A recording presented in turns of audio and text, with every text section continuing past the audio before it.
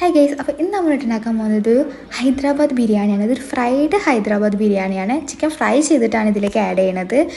കുറച്ച് ഡിഫറെൻ്റ് ആയിട്ട് തോന്നി എനിക്ക് ഈ റെസിപ്പി. ഇതിൻ്റെ ഓൺ റെസിപ്പി ഒന്നുമില്ല, ജസ്റ്റ് ഇൻസ്റ്റാഗ്രാമിൽ സ്ക്രോൾ ചെയ്ത് നോക്കുമ്പോൾ എൻ്റെ കണ്ണിൽപ്പെട്ട ഒരു റെസിപ്പി നമുക്ക് ജസ്റ്റ് ഒന്ന് ട്രൈ ചെയ്ത് നോക്കിയാലോ. അപ്പോൾ അതിനായിട്ട് ഇതിൽ വേണ്ട ഇൻഗ്രീഡിയൻസ് ചിക്കൻ വേണം, എന്തായാലും വേണമല്ലോ. അതുപോലെ മുളക് പൊടി, മഞ്ഞൾപ്പൊടി, ഗരം മസാല, അതുപോലെ മല്ലിപ്പൊടി, ഉപ്പ്, പിന്നെന്താണ്, അങ്ങനെ എല്ലാ മസാലകളും ആഡ് ചെയ്യുക. എന്നിട്ട് ഇതിലേക്ക് കോൺഫ്ലവർ, മൈദ, അതായത് ആ ഒരു ക്രിസ്പിനെസ് ഉണ്ടല്ലോ, അതിന് വേണ്ടിയാണ് കോൺഫ്ലവറും മൈദ ഇതിൽ ആഡ് ചെയ്തിട്ടുള്ളത്. ക്യാമറ ഒരു കയ്യിൽ ഹാൻഡിൽ ചെയ്യുക കാരണം അത് പൊടി തട്ടി അടക്കം ആകെ മെസ്സായിട്ടുണ്ട്, അത് ഇഗ്നോർ ചെയ്യട്ടോ, കാര്യമാക്കണ്ട.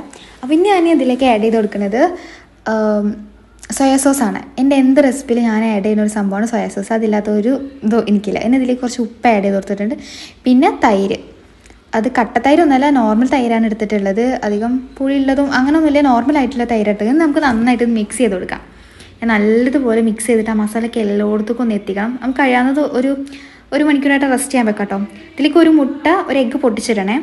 ഒരു എഗ്ഗ് പൊട്ടിച്ചിട്ട് നന്നായിട്ട് മിക്സ് ചെയ്തിട്ട് ഒരു 1 hour മാക്സിമം ഒരു 1 hour അല്ലെങ്കിൽ ഒരു അരമണിക്കൂറെങ്കിലും വെക്കാം. ഓക്കെ, അതുപോലെ ഞാൻ എൻ്റെ സമാധാനത്തിന് കുറച്ച് ഓയിൽ ഒഴിച്ചു കൊടുത്തു. എൻ്റെ എന്ത് റെസിപ്പിയിൽ ഈ സോയാ സോസ് ഓയിൽ ചെയ്യാത്ത ഒരു കളി ഉണ്ടാവില്ല, ഞാൻ ആഡ് ചെയ്യണത് ആണ്.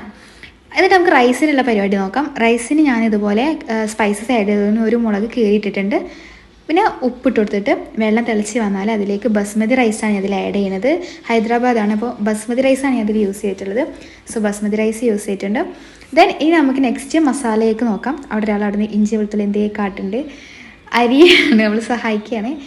നമുക്കതിലേക്ക് സവാള ഒന്നൊരു ഗോൾഡൻ കളർ ആവാൻ ഗോൾഡൻ കളർ ആക്കുക. ഞാൻ ഗോൾഡൻ കളർ ആവാനൊന്നും വെയിറ്റ് ചെയ്തിട്ടില്ല, അതിന് മുന്നേ തന്നെ അത് കോരിയിട്ടുണ്ട്. അത്ര ഗോൾഡൻ കളർ ആവുന്നത് വലിയ ഇഷ്ടമല്ല ഇവിടെ ആർക്കും. പിന്നെ അതുപോലെ അണ്ടിയും മുന്തിരിയും ജസ്റ്റ് ഒന്ന് വറുത്തെടുത്തിട്ടുണ്ട്.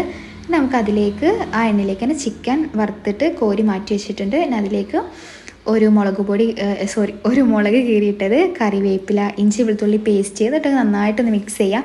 നമുക്കിതിലേക്ക് പൊടികൾ ആഡ് ചെയ്ത് കൊടുക്കാം. അതായത് മുളക് പൊടി, മഞ്ഞൾപ്പൊടി, ഗരം മസാല, ഇത് 3 ആഡ് ചെയ്തിട്ട് നന്നായിട്ടൊന്ന് മിക്സ് ചെയ്ത് കൊടുക്കാം. നല്ലതുപോലെ അടി പിടിക്കാതെ നോക്കണേ പൊടിയൊക്കെ.